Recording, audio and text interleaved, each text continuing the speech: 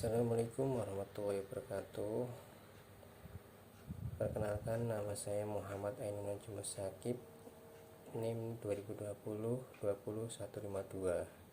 Cita-cita saya menjadi pengusaha. Di sini saya akan menjelaskan dari PPT saya, yaitu dengan judul Putusan Pengadilan Negeri Donggala nomor 400/B/2021 Pengadilan Negeri Donggala tentang tindak pidana pembunuhan. Yang pertama, duduk perkara. Terdakwa Anton Susania berselisih dengan Sarmin, yaitu korban. Yang keduanya bekerja pada Anton Lakike. Pada akhir 2020, korban dituduh telah mencuri pipa air milik Anton Lakike sehingga diberhentikan dari pekerjaan oleh Anton Lakike.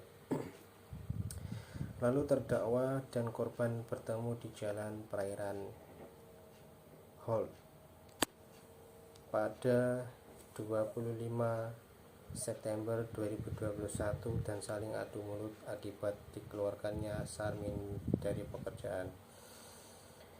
Terjadilah saling serang yang diawali oleh Sarmin dengan mengayunkan parang ke arah Anton Susana, yaitu terdakwa, mengenai paha kanan dan kiri. Kemudian terdakwa menjatuhkan diri ke badan Sarmin dan terjadilah perkelahian yang menyebabkan terdakwa dan Sarmin sang korban terjatuh, dan pada saat tubuh terdakwa terlepas, Sarmin mengambil batu dan memukulkan kepada terdakwa yang mengenai kepala bagian belakang. Selanjutnya, terdakwa mencabut parang yang ada di pinggangnya dan mengayunkan ke arah korban yang mengenai tangan Sarmin dan hampir putus. Lalu Sarmin berlari menjauh dan terdakwa mengikutinya sambil mengayunkan kepada Sarmin yang mengenai kepala dan pelipis hingga Sarmin terjatuh. Terdakwa kemudian mengarahkan parangnya ke leher Sarmin dengan kedua tangan. Terdakwa digerakkan secara maju mundur hingga Sarmin sang korban tidak bergerak lagi.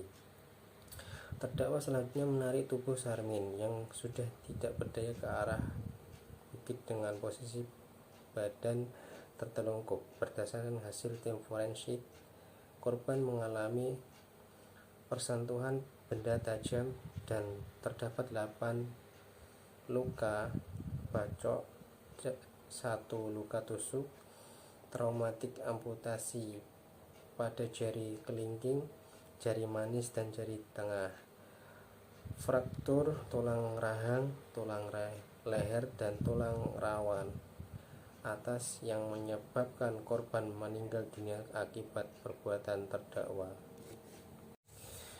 Yang kedua, dakwaan. 1.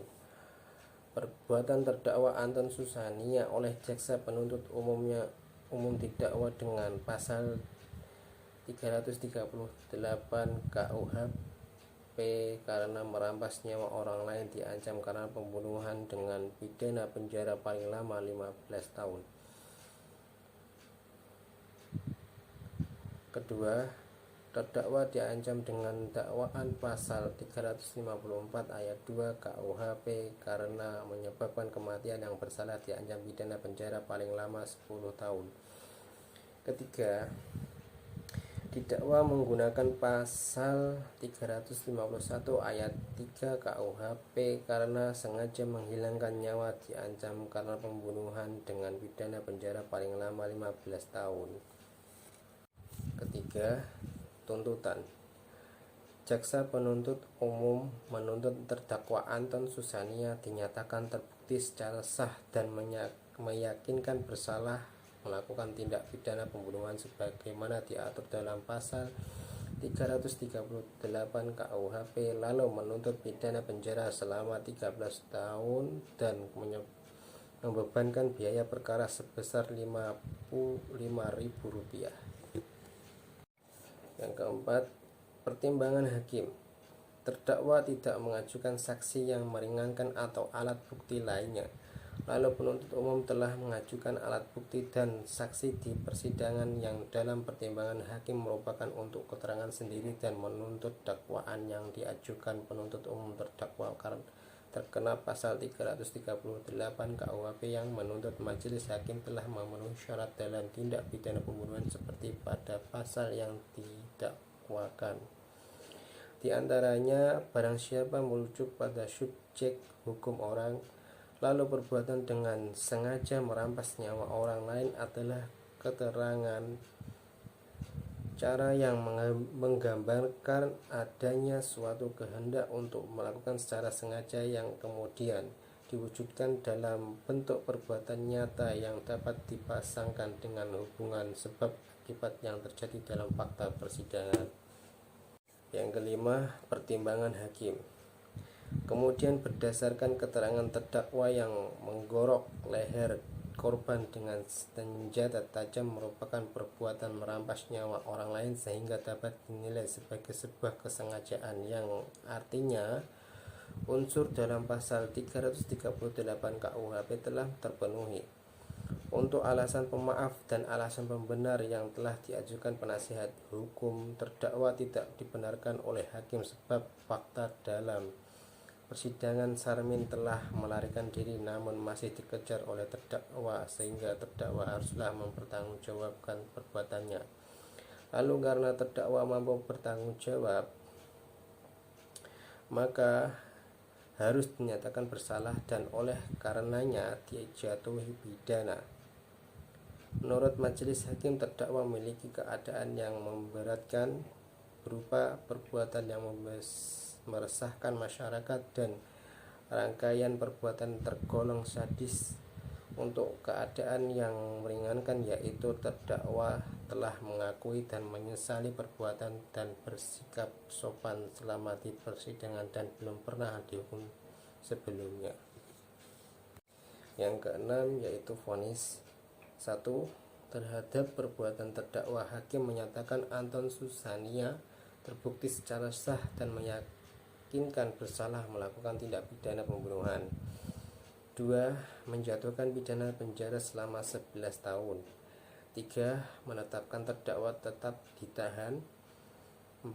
Membebankan terdakwa membayar biaya perkara sejumlah Rp2.000.